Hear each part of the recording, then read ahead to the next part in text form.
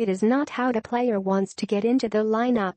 But with Adam McQuaid expected to miss approximately 8 weeks with a broken right fibula after taking a shot off the leg in a 6-3 win over Vancouver on Thursday, Paul Postma is ready to be the next man up for the battered Bruins.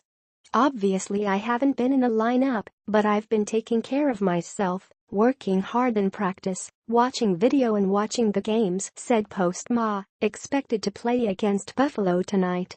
"I've been through this stuff before. It's a physical, and it's a mental battle. You just have to be mentally ready when you get your chance to get in the lineup. You never want to see injuries. Adam's a guy who wears his heart on his sleeve. Those things happen, and we obviously wish him the best. We're going to miss him a lot, but it's up to the other guys to step up. I get a chance to play now, and I want to make the most of it." The McQuaid injury is another in what is already a long line of ailments.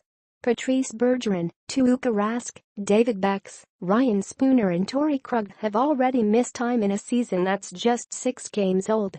McQuaid is scheduled to have surgery on Monday at Mass General Hospital. The 28-year-old Postma was signed on July 1 to a 1-year deal worth $725,000. Coming from Winnipeg, where the Jets used a man-to-man system as opposed to the beast zone, Postma said the preseason was a period of adjustment. "I've been playing the same system for 10 years, and this system here's a little different, so it took me a little bit to adjust," he said. "But I think by that last preseason game, I felt really good. I felt real comfortable. I just have to remember what I did there and bring it into this /line." The Bees had done a pretty good job of dealing with the stricter enforcement of slashing penalties, but on Thursday they piled up 4 of them, 2 by Charlie McAvoy and 1 each by Kenny Agostino and Brad Marchand. Coach Bruce Cassidy said he'll have to stay vigilant in reinforcing that those penalties are now going to be called. "Check with your feet," said Cassidy. "Sean Curley is going through that. He's a dog-on-a-bone type of player, so this will work against him. Marchie periodically is going to get stung with it. I think with the refs, there's a protocol to call it. Without getting myself in trouble, sometimes they single out the younger guys at first so that they can stick to their standard and not get an earful from veteran players, so we have to monitor that as well, tell them to be extra cautious. At the end of the day, a slash is a slash, and we just have to be careful because there's a lot of teams going through it."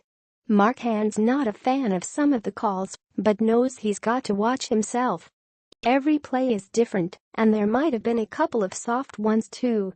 I think sometimes games are reffed according to scores at times," said Marchand. "But they're trying to crack down on it.